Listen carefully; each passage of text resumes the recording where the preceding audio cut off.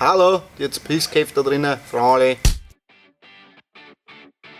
Also, servus, hallo und habaderi, herzlich willkommen meine sehr verehrten Damen und Herren zur nächsten Folge Bayerisch für Anfänger. Heute sitzen wir da gerissen auf einer Bayergarnitur.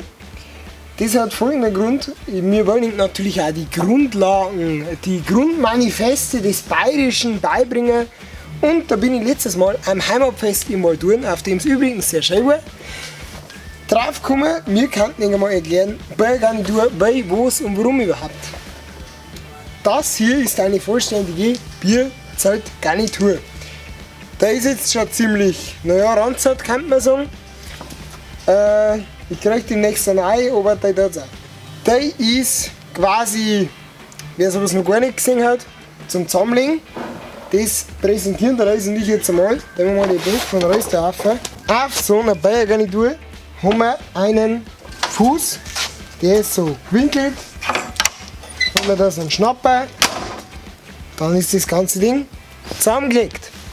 Wenn wir das wieder aufmachen wollen, drücken wir den Schnapper, machen wir das auf, nehmen wir das da einrasten und schon passt der Käse. Stellen wir es wieder hin.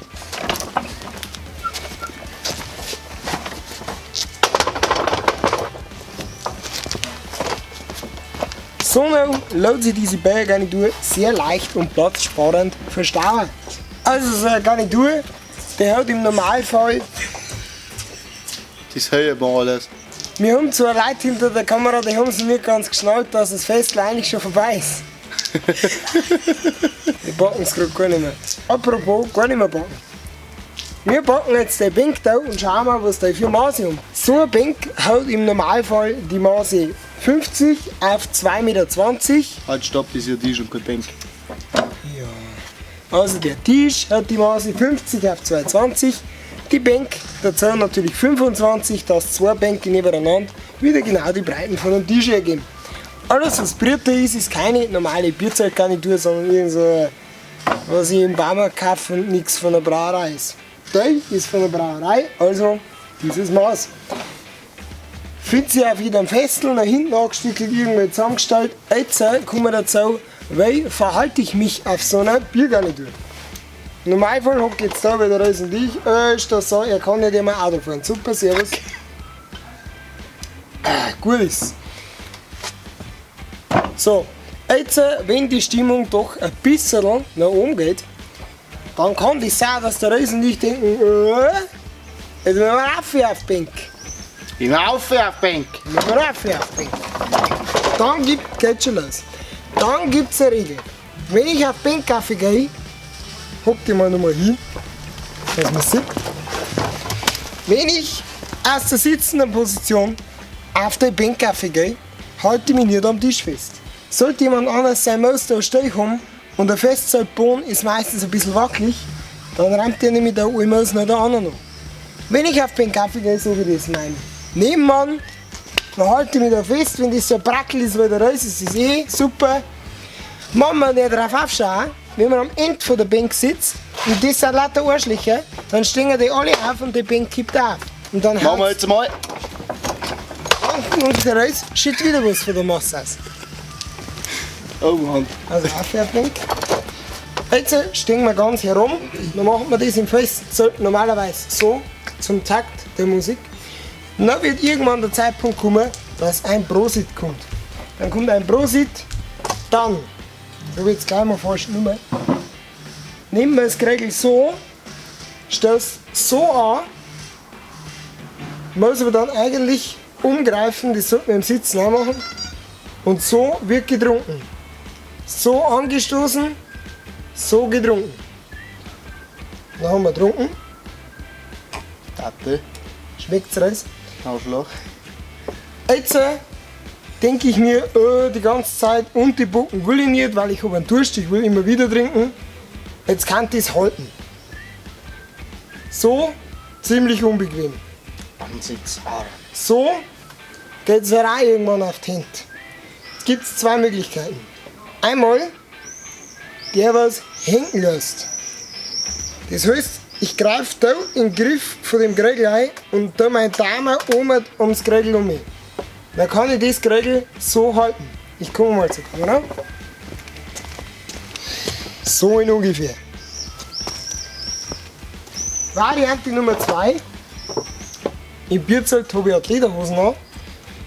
Ich setze vorsichtig meinen Fuß auf den Tisch, ohne dass ich alle Amösen anrenne, und setze den Geruch auf meinen Fuß an.